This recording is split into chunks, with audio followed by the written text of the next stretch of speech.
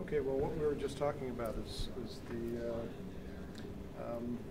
because of the focus of the museum on interactive technologies and actually including the user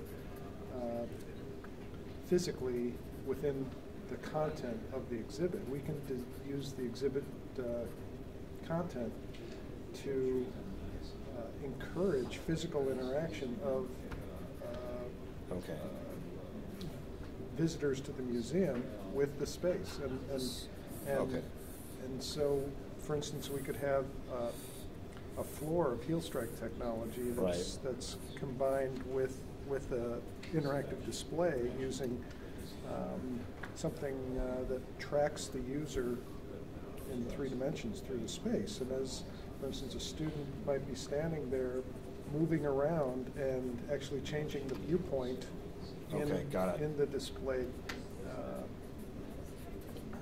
virtual space on the wall, which would then so by physically moving around in this space, you're manipulating the information on this space. You're manipulating the information, and then you're exploring the information. And we could do that in 3 dimensions, could we not? We can, which then is going to dramatically increase the amount of interaction between the user and the floor technology. Okay, so basically we could roll that information so they can direct the information or expand or reduce the information or pull up information.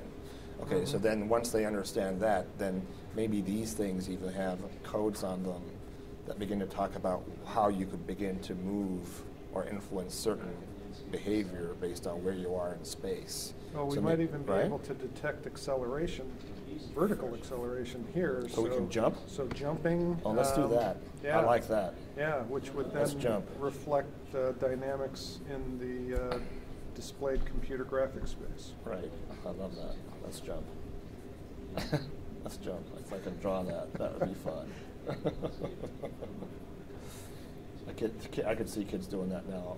So the amount of force that's actually exerted. So it's the impact on that space. That's right.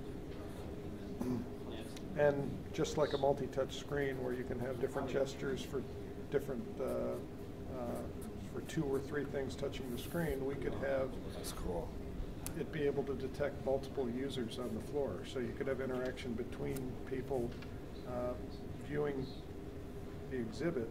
You might have 2 or 3 students moving around and interacting with each other. Right. That changes the dynamics. So you might, for example, have a simulation of an antibody that's attaching to an invading cell, and 2 or 3 of the students might be various antibodies. One of them might represent the cell, and as they move around, they affect the simulation.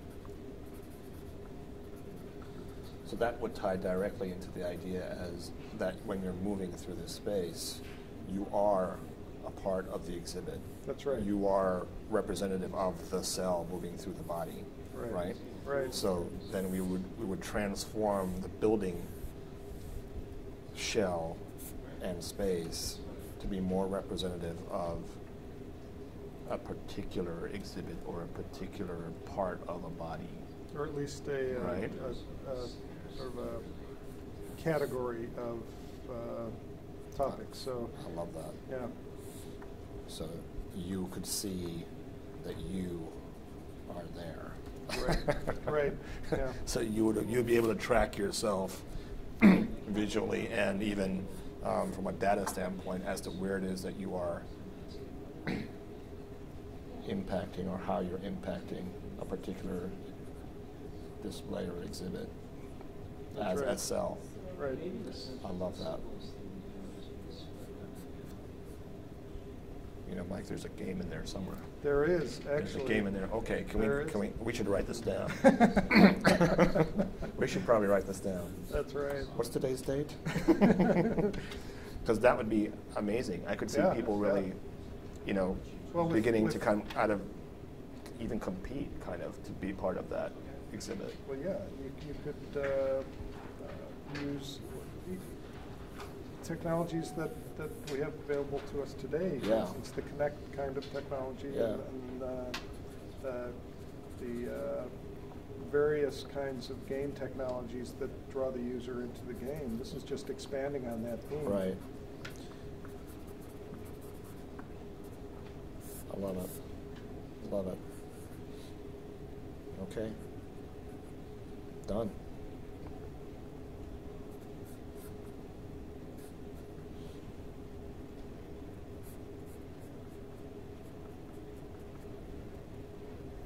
Cool. Outstanding. Very Yeah. cool. Very cool.